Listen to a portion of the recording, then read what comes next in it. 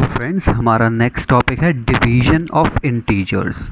ठीक है, तो हमने 6 स्टैंडर्ड में पढ़ा था कि नॉर्मल जब हम दो नंबर्स को डिवाइड करते हैं कैसे करते हैं, सारे पैटर्न्स पढ़े थे। अब इसमें हम एक नेक्स्ट लेवल पे जाएंगे, ठीक है ना, जिसमें हम नेगेटिव इंटीजर्स भी इंक्लूड करेंगे डिवाइड करते समय। ठीक है, तो पहले सिंपल कर लेते हैं, एक बार चेक कर लेते हैं हमने क्या पढ़ा था। जब हम डिवीजन करते थे 6 स्टैंडर्ड में तो आता था 15 डिवाइडेड बाय 3। एक एग्जाम्पल ले लेते हैं, तो हम इसे करते थे ऐसे 15 डिवाइडेड बाय 3।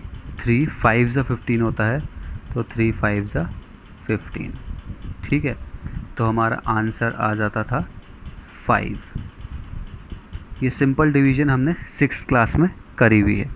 अब हम एक नेक्स्ट लेवल पे जाएंगे, ठीक है, जहाँ पे हमें नेगेटिव इंटीजर्स को भी डिवाइड करना होगा। ठीक है, अब एक ध्यान से सुनना बात, मल्टीप्लिकेशन में और डिवीज़न में नेगेटिव जो साइन होता है उसका आंसर या फिर उसका पैटर्न सेम होता है। ठीक है, अभी हमने पीछे मल्टीप्लिकेशन में पढ़ा था कि अगर इवन टाइम्स यानी कि 2 बार, 4 बार, 6 बार, 8 बार, ठीक है, 8 times, 2 times, 4 times, 6 times, 8 times अगर नेगेटिव साइन हो तो आंसर हमारा पॉजिटिव आएगा। ठीक है, तो सेम पैटर्न वही हमारा डिवीज़न में भी होगा। अगर हमारा 2 times, 4 times, 6 times, 8 times and so on, ठीक है, इतने इवन टाइम्स अगर हमारे पास नेगेटिव साइन हुआ तो हमारा आंसर पॉजिटिव आएगा, यानी कि आंसर में जो साइन होगा वो पॉजिटिव साइन होगा। अदरवाइज़ अगर 3 times, 5 times, 7 times odd number of times negative sign है, जैसे यहाँ पे सपोज़ 1 टाइम है सिर्फ नेगेटिव साइन, ठीक है, 15 डिवाइड बाय -3, तो हमारा आंसर का साइन क्या होगा, नेगेटिव, क्योंकि यहाँ पे सिर्फ सिंगल 1 टाइम है। ठीक है, और डिवाइड कैसे करेंगे, डिवाइड हम सिंपली ऐसे ही करेंगे, सिर्फ साइन लगा देंगे नेगेटिव का, और जैसे हमने ये डिवाइड करा ऐसे ही डिवाइड करेंगे, तो इसका आंसर आ गया -5। एक और देख लेते हैं। ठीक है, सपोज़ 20 डिवाइडेड बाय -2।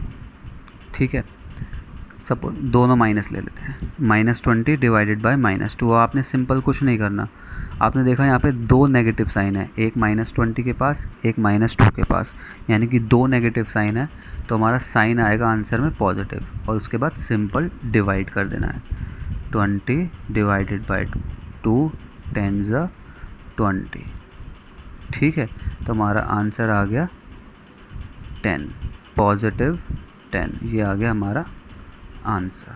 ठीक है, तो चेक करते हैं, अगर हमारे पास 3 डिजिट्स हुई, ठीक है, तो क्या आंसर आएगा। तीनों नेगेटिव ले लेते हैं, सपोज़ -20 डिवाइडेड बाय -2, ठीक है, और ये पूरा जो आंसर आएगा डिवाइडेड बाय -5। ठीक है, इसका आंसर देखते हैं। आपने कुछ नहीं करना, आपने देखा यहाँ पे 3 बार नेगेटिव साइन आ रहा है, ठीक है, तो 3 टाइम्स नेगेटिव साइन आ रहा है, यानी कि आंसर आएगा नेगेटिव।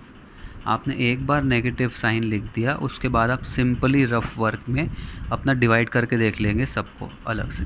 ठीक है ना, अब आपने साइन कोई नहीं लेना, सिर्फ 20 को 2 से डिवाइड करना है पहले। 20 डिवाइडेड बाय 2, 2 10 ज़ा 20। ठीक है, अब यहाँ पे हमारा बचा 10, यानी कि अब हमें 10 को डिवाइड करना पड़ेगा 5 से। ठीक है, ये रफ वर्क है, आपको सोचना है ऐसे। ठीक है, अब हमारे पास 10 बचा, 10 को डिवाइड करेंगे हम 5 से। ठीक है, तो 10 डिवाइडेड बाय 5, 5 2 ज़ा 10, तो हमारा आंसर आ गया 2, और नेगेटिव का साइन हमने पहले ही लगा दिया था, तो हमारा आंसर आ गया -2।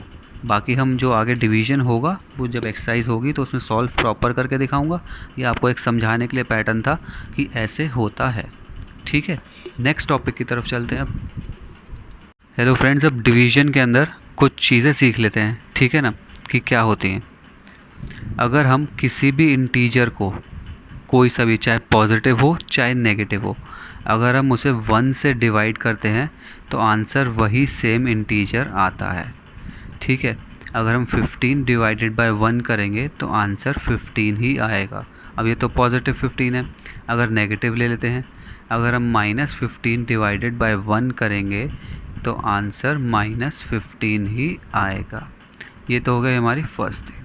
ठीक है, अब दूसरी चीज़ देखते हैं क्या है। दूसरी चीज़ है, अगर 0 डिवाइडेड बाय एनी इंटीजर, ठीक है, 0 divided by any integer gives us 0, ठीक है, इसका आंसर 0 ही आएगा, ठीक है। ये इंटरेस्टिंग सी याद करने वाली चीज़ है आपको। इसका प्रोसेस क्या होता है, ये कैसे आता है, ये आप बड़ी क्लासेस में जब आएंगे तब आपको सीखने को मिलेगा, ठीक है ना। तो अभी आपको सिर्फ इतना याद रखना है, अगर 0 divided by any number gives us 0।